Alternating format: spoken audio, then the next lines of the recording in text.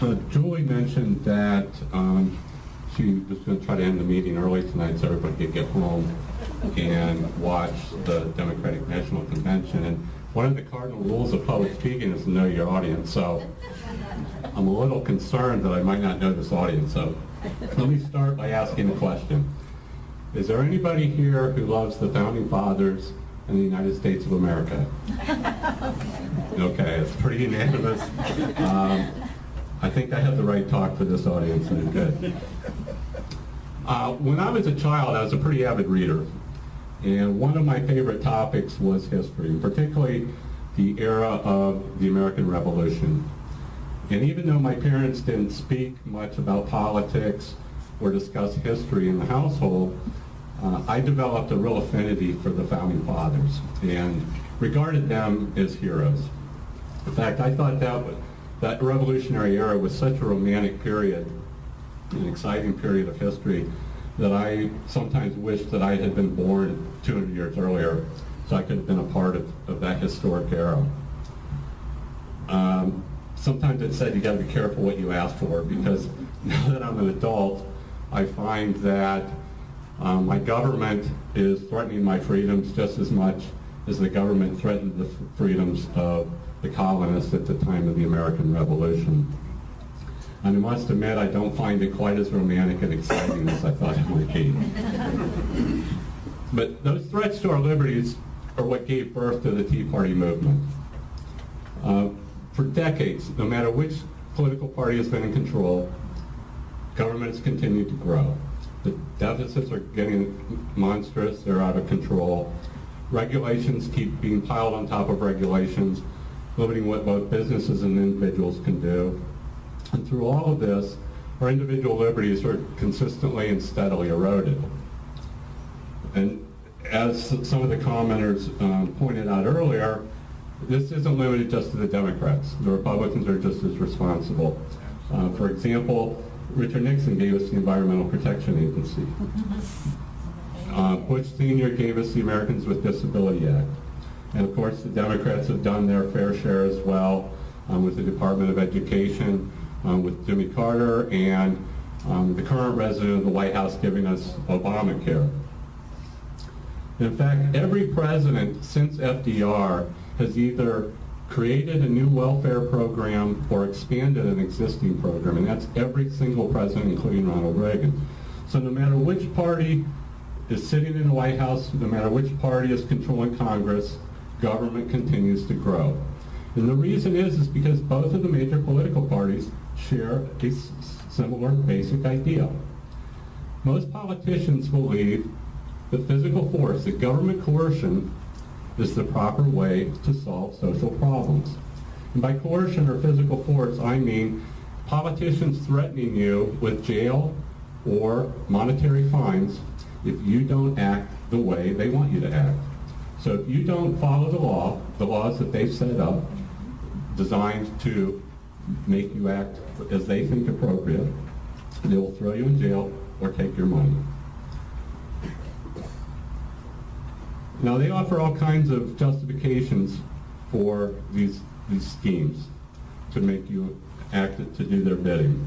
You might say that it's to serve the public interest, to serve the common good. Sometimes they'll say that we need to help the poor, the needy, the elderly. Sometimes it's some kind of plan to benefit the children. But no matter how they argue, no matter what their justification is, it all comes down to the ends justify the means. They believe that if their plan is noble, or allegedly noble, then they are justified to force you to act contrary to your own judgment. They believe that they're justified to force you to act the way they think is appropriate, regardless of your values, regardless of your desires, regardless of what you want in your life. And this is true of both political parties. Now, if your neighbor came to you, let's say your neighbor comes to you and says a little girl down the street needs an operation. Their family can't afford to pay for it. Would you like to donate some money to their cause? Well, I don't think anybody'd have a problem with that. If you have the means and you like the family or whatever, you're free to decide whether to donate or not. That's completely your discretion. But what if your neighbor comes to you and he's waving a gun in your face and said you're going to donate to their cause? It's completely different situation. You're no longer free to act on your own judgment. You're no longer free to decide if you will or will not donate. You're forced to donate. And a forced donation is not a donation, it's theft. Now we recognize that if your neighbor does this, it is theft, it's immoral, it's a crime. Why does that change if the government does it? Why does it change if the tax man comes and takes your money to pay for that little girl's operation? In fact, there's nothing different. It's equally immoral if the government does it as well. My point is that force, physical force, forcing individuals to act contrary to their own judgment is immoral regardless who does it, whether it's a private citizen or whether it's a government agent. It's immoral to initiate force against citizens. But that's what both political parties advocate over and over again.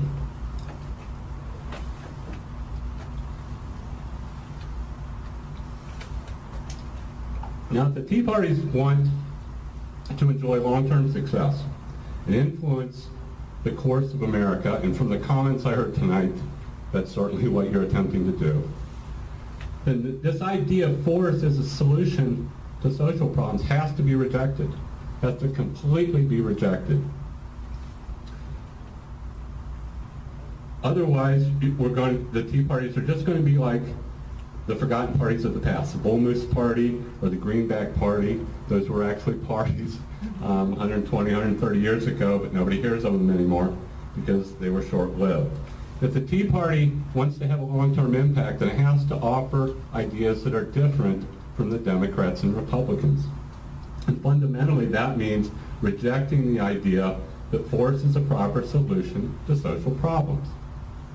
But more importantly, the Tea Parties must embrace, identified embrace, and defend the founding principle of this nation.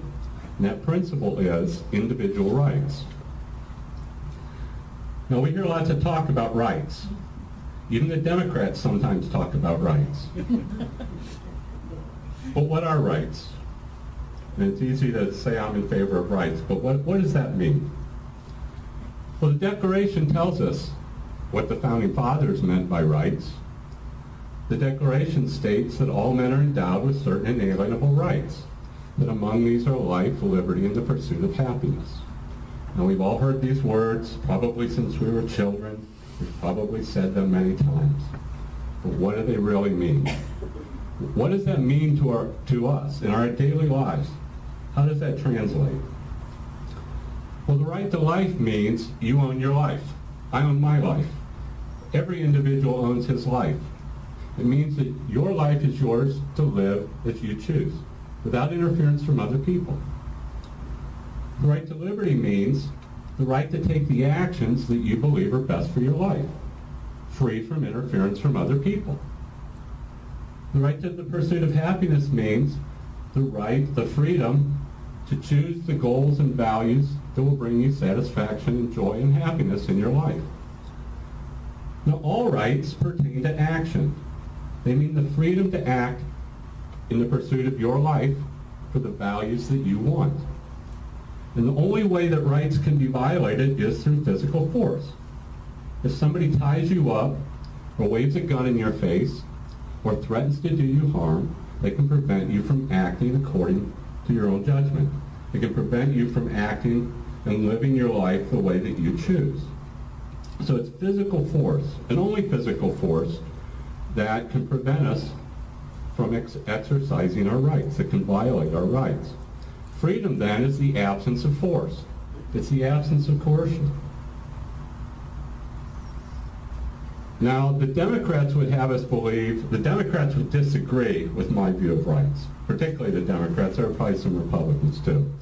But the people on the left definitely disagree with my view of rights. They think that rights pertain to objects. That you have a right to, for example, an education, housing, a job, health care. They believe that the fact that you're born, you have a right to these objects. Now, if that were true, what would that mean? If we really had a right to education, what would that mean? I'll use education as an example. If there's a right to an education, that means if you don't provide an education for, say, your neighbor's children, you're violating their rights. Since they have a right and you're not providing that, you're violating their rights. So what's the government do? The government steps in and helps them exercise their rights by taking your money to provide them an education.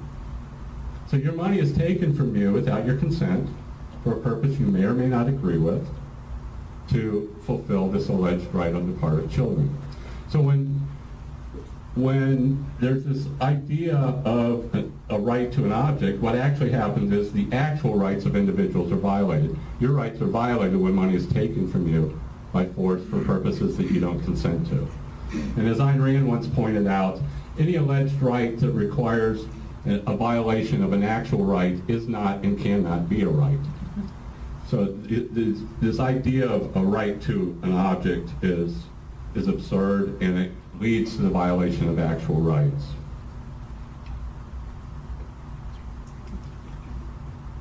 Implicitly, the Tea Party embraces the idea of individual rights. The Tea Party, and it's on that banner back there, the Tea Parties have three core ideas. And I see this on the websites for all the Tea Parties. Those three ideas are fiscal responsibility, free markets, and limited government. But underlying these ideas is the principle of individual rights. It's what unites all of these ideas. I say that the idea is implicit because I haven't heard the Tea Parties explicitly endorse the idea of individual rights, and that's what I would like to cover tonight, or at least address that issue. Individual rights have very broad implications, and I can't begin to address all those implications tonight. In fact, somebody should write a book, and oh, by the way, I did. So, like I said, I can't address all the implications. I'm just going to give some indications on how individual rights are actually applied and some of the implications of that. But if you're interested in learning more, I encourage you to get a copy of my book. I address, I don't know, dozens of different issues, parks, education, energy, roads, and apply the principle of individual rights to all of these issues. I use historical and contemporary examples from both America, from Britain, India, France, from all over the world. So the point is that individual rights aren't confined to one time or one country. It's a universal principle. It's applicable to all individuals in all times. So enough about my book. So let's look at two of the core ideas of the Tea Parties. I want to look at free markets and limited government and examine how the idea of individual rights applies to these two core ideas. And we'll look first at one reason I'm not going to discuss fiscal responsibility is I don't regard that as important. I think if we actually had free markets and limited government, the fiscal responsibility would take care of itself. So I'm not going to address that because time's limited. So let's first look at free markets. We hear lots of people talk about free markets. I think Obama has even said he's in favor of free markets at one time or another. Obama lies a lot. Well, that's true, but the point is that seemingly everybody says they're in favor of free markets. But what does that mean? Fine, everybody's in favor of free markets, but what's a free market? Well, Margaret Thatcher once said that the operative word in free market is free, and she's right. And as I mentioned earlier, freedom means the absence of coercion. So a free market is a marketplace in which there is no coercion, in which individuals are free to produce and trade according to their own judgment, without any restrictions, without any controls, without any coercion on the part of government. Now you might think that might sound like I'm saying get rid of all regulations, and that's exactly what I'm saying. In a free market, there are absolutely no government regulations of economics. None. Zero. Zip. Nada. I can't be any more clear. The SEC goes away. The FDA goes away. The FAA. The IRS. No government regulatory agencies. Now why? Why does the principle of individual rights require that? Well, what do regulations do? What do all these government regulatory agencies do? They tell us how to live our lives. They say, you must act this way, or you can't act this way. But they initiate force against us. They tell us what we can and cannot do. They prevent us from acting according to our own judgments and living our lives as we choose to live them. They prevent us from pursuing our happiness. They violate all of our rights. Well, let's look at one example. Let's look at one regulatory agency and see how this plays out. And I deliberately picked a regulatory agency that you might think is somewhat justified. This has got some reasonable justification for existing. That agency is the Food and Drug Administration. Does anybody think that we should have an FDA? Yeah.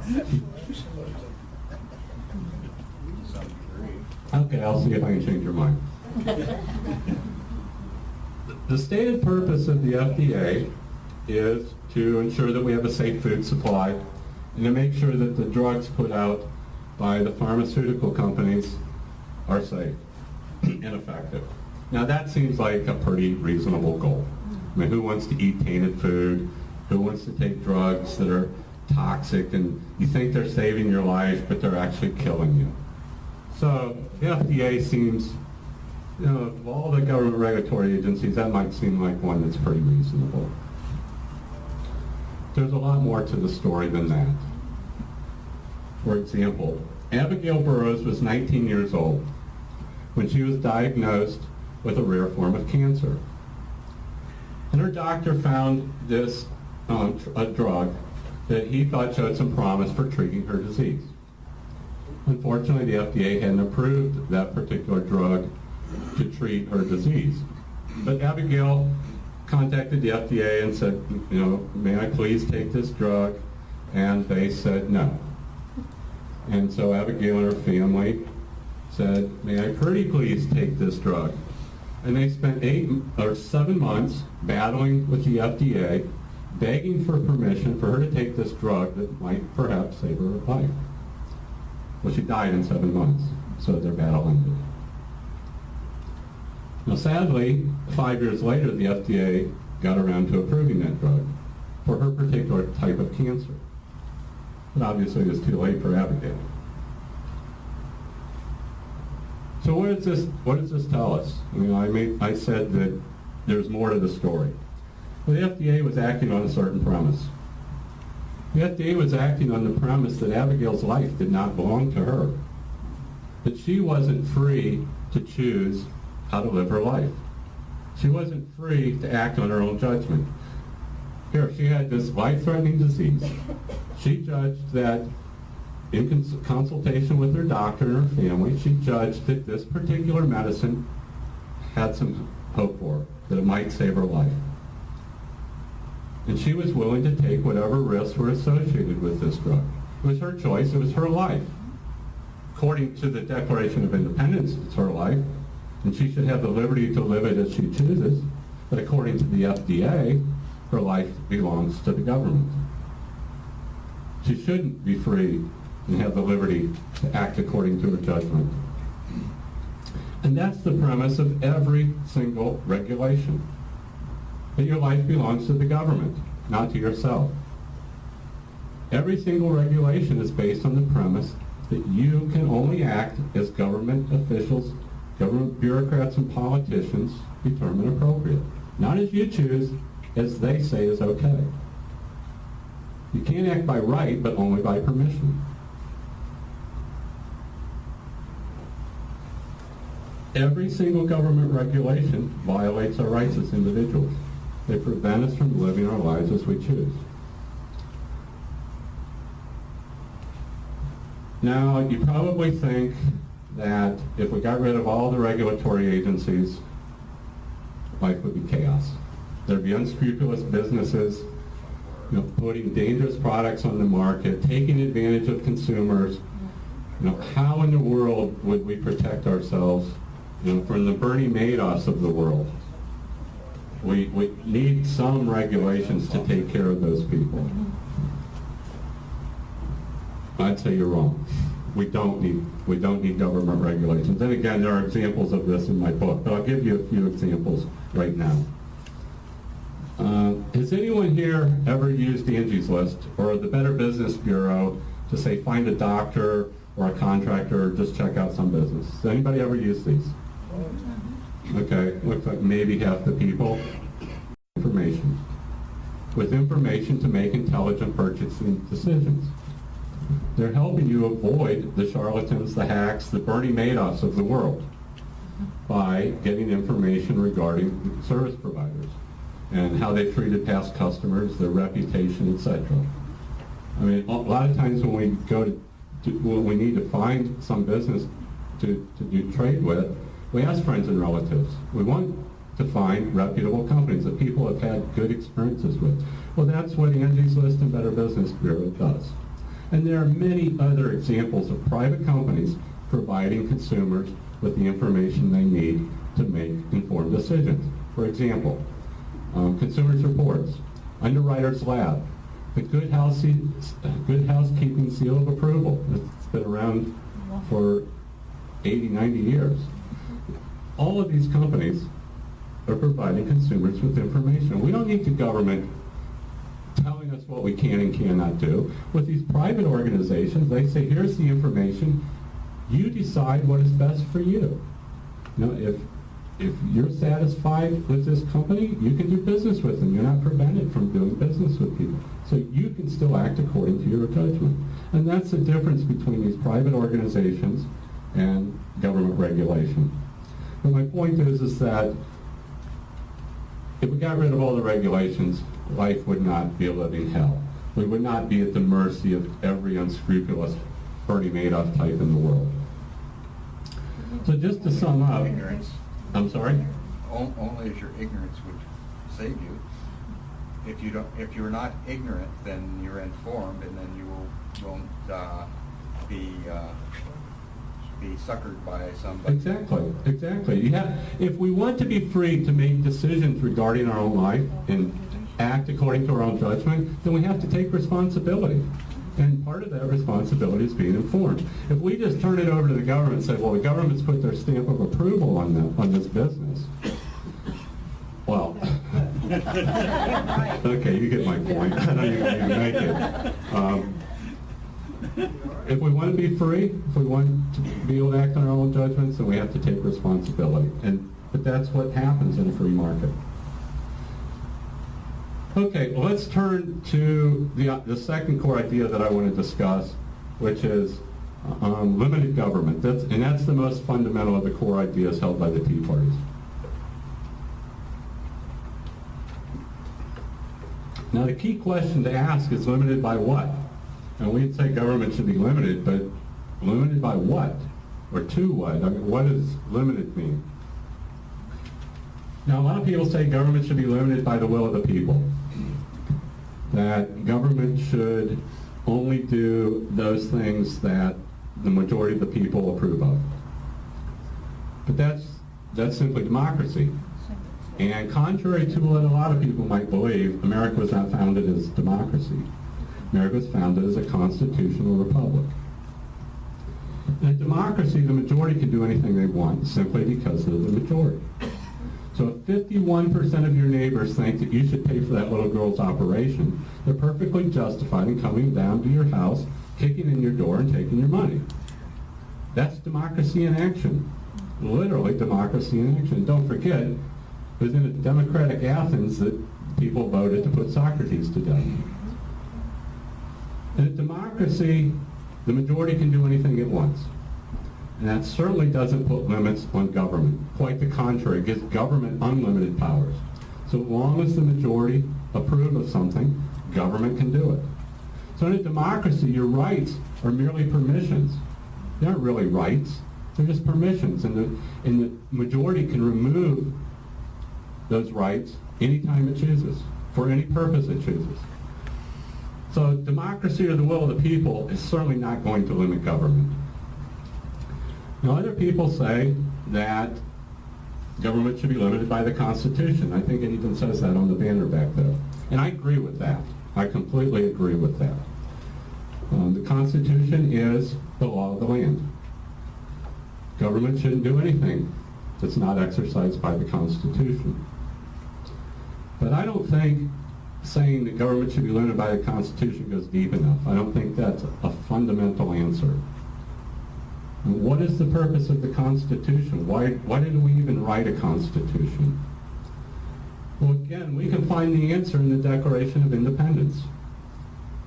The Declaration states that governments are instituted among men to secure our rights. And that is the purpose of government. That's the purpose of the Constitution, to secure our individual rights, to protect our freedom to act according to our own judgment in the pursuit of our own happiness, to live our lives as we choose. That's why the Constitution was written. When the founders met in Philadelphia to write the Constitution, or when they wrote the Constitution, they carefully and specifically enumerated the powers that government was authorized to have. They didn't say government can do anything, government can, whatever the people want government to do, government can do it. They said this is what government can do and this is all government can do. And they were guided by the principle of individual rights. When that section of the Declaration that I've been quoting states, among these rights are, and governments are instituted among men, follows that. The founders recognized that the purpose of government, the proper purpose of government is protecting our rights. So if we want a principle to limit government, individual rights is that principle. If we say we want government limited by individual rights, then it becomes very clear what government should and should not do, what government can and cannot do. If government is to protect our rights, and the only way our rights can be violated is through the initiation of force, then government cannot initiate force against us. Government can't force us to act contrary to our own judgment. Can't threaten us with fines or jail because we do something that the politicians and bureaucrats don't like. So anytime some plan or program or policy is proposed, all we have to do is judge it by the principle of individual rights. Does this use force against some citizen or not? If it does, it's inappropriate and we can't do it. So the principle of individual rights provides us with really clear guidelines on what government can and cannot do, what it is proper for government to do. Now, it's important that we realize that we can't make exceptions to this principle. We can't say that it's okay to violate individual rights sometimes. You know, there's a special situation or we've got this really noble cause or whatever.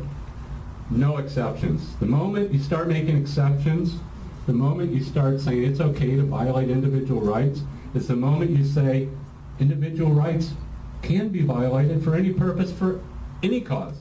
Because what's your guideline? The expediency of the moment? I mean, your really great cause today, somebody else's really great cause tomorrow. And that's what the Republicans and Democrats have been doing for decades. They just trade on whose great cause is going to be used to violate our rights. And so what happens? They both just slowly chip away at our rights. So my point is, no exceptions. 100% absolute consistency. Otherwise, we're just debating over details with the Democrats and Republicans. Whose rights can be violated and when? And we're no different then. Now this may mean challenging some of our ideas and some of our conclusions. As I said, the principle of individual rights has really broad applications and implications. And there are a multitude of issues that it applies to. We may find as we examine the issue of individual rights and start seeing how it applies to different issues, we may find that the principle of individual rights conflicts with some of our conclusions and beliefs. And we might have to rethink some of these ideas. For example, gay marriage or drugs or immigration. I know those are all controversial topics, particularly among this group. But you may find some of your ideas challenged. As the French philosopher Voltaire once said, I may not agree with what you say, but I will defend your right to say it. The same applies to action. We may not always agree with how others choose to live their life. We may not agree with the type of business they run or the products they sell. We may not agree with their lifestyle. But if we want the freedom to live our lives as we choose, if we want the freedom to act on our own judgment, then we have to defend the mutual rights of others to act on their judgment and live the life that they choose. Otherwise, we're just hypocrites. Otherwise, we're just like the Republicans and Democrats. And I don't think you want to be like them. Now, these are pretty gloomy times. I'm generally a pretty optimistic person, but these are pretty gloomy times. And Julie was just telling us national debt's 16 trillion. That can't make anybody happy. Now, America's facing bankruptcy. If we continue down this road, we're facing bankruptcy. I think Tom said that the unfunded liabilities are 70 trillion. I've heard 110 trillion. So, does it really matter? I mean, we're headed towards bankruptcy if we continue down this road. Government controls keep growing. I mean, regulations are just pouring out of Washington like, I don't know what to compare it to, but the controls over our lives are just getting almost complete. So it's pretty bleak right now. But it's important to remember that the Founding Fathers also faced bleak times. They took on the most powerful military in the world. And they had a pretty ragtag army when they did it. So things didn't look real rosy when the war started. But the Founding Fathers were very principled and they were very courageous. They fought for the most noble idea in the history of mankind, individual rights. They risked their lives, their fortunes, and their sacred honor in defense of the individual rights. And during the war, some of them lost their lives, some of them lost their fortune, but not a single one lost his sacred honor. The result was the creation of the greatest nation in the history of mankind, the United States of America. And those of us who love this country can restore it to its greatness by being courageous and principled defenders of individual rights. Thank you. Sure. Any questions? His hand was up first, so yes. Sorry. Yeah, I'd like to comment. First of all, commend you for a real fine presentation. It was excellent. Let's give it a round. I agree with about 90% of what you said. I am a big advocate in eliminating a lot of rules and regulations, but I'll pose a riddle to the folks in the audience here that I think is relevant to rules and regulations. What is the difference between genius and stupidity? Genius has its limits.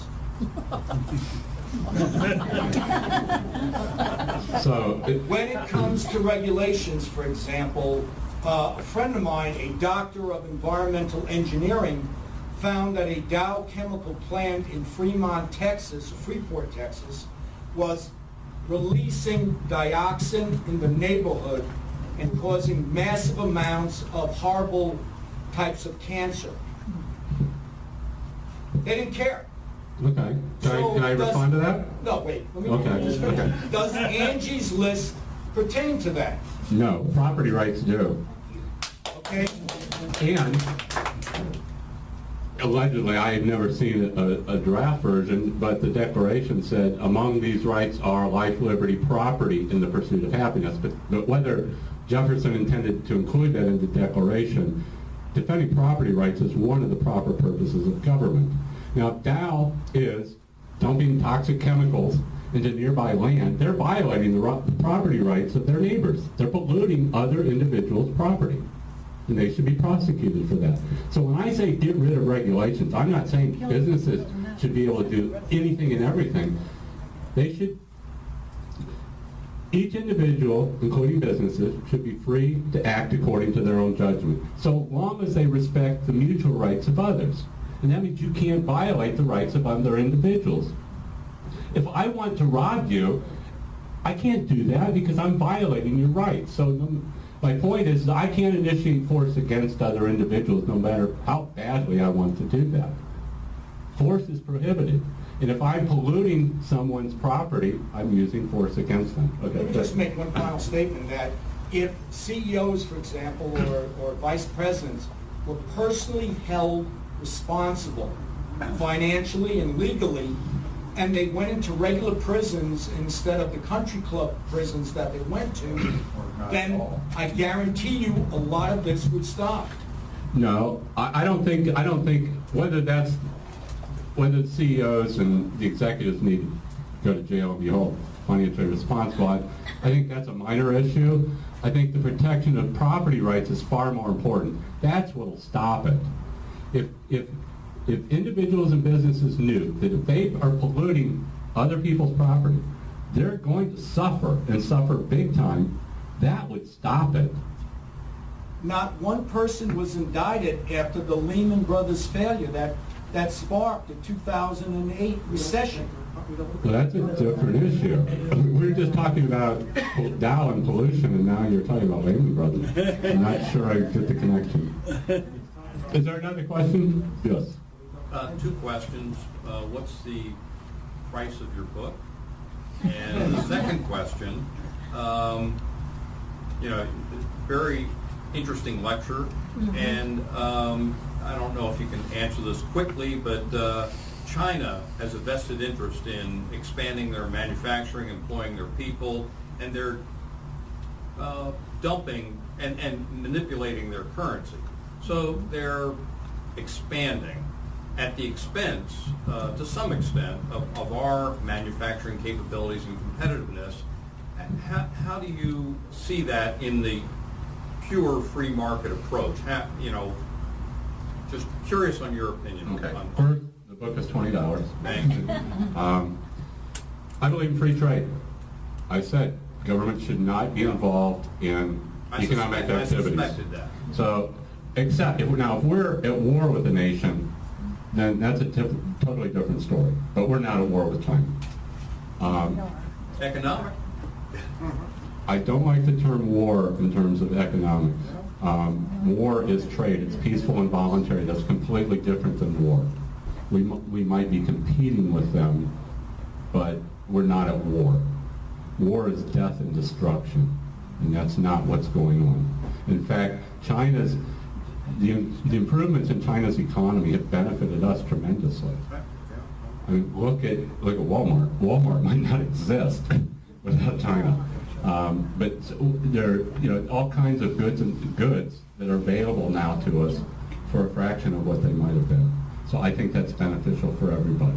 Now, if China wants to subsidize their products that they're shipping here, fine. They're just making it cheaper for me. If they want to, subsidize their companies, they're taking money from their citizens to make prices cheaper for me. Why would I worry about that? This is a separate question, but what country in the world has the freest markets and the freest liberties? I don't know today, but I know in history it was 19th century America. Up until the Progressive era, basically. World War II, or World War I, I'm sorry. Well, he agrees with you 90% of the time, but I want to also compliment you on a really good, extreme position in support of free markets and libertarianism. But I agree with you 10% of your speech.